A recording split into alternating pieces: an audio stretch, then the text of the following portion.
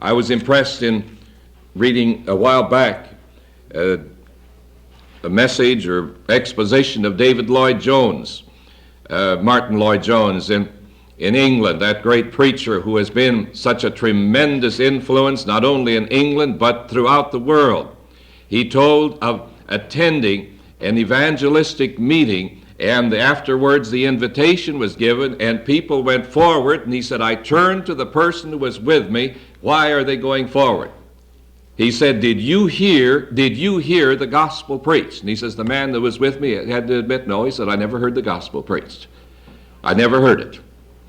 Now, it can be presented, the truth can be presented to people in a meeting such as that after they go forward. But if they don't know for what reason they are going, it becomes a flimsy sort of a thing.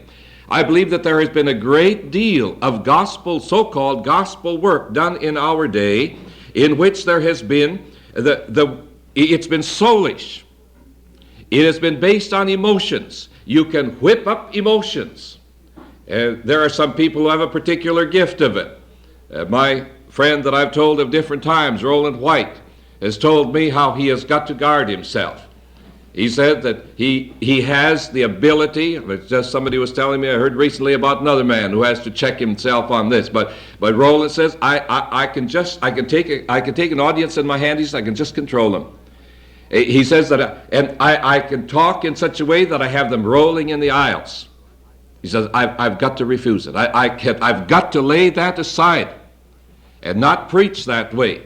I've got to just preach the truth so that I get the right kind of decisions.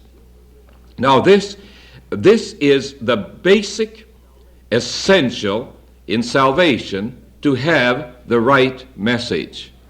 I have sometimes made it a point to ask someone after they have made a profession of salvation, like they've been in a meeting of some kind, and they have supposedly been saved.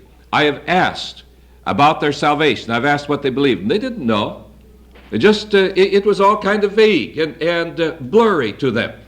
Somehow this had been missed.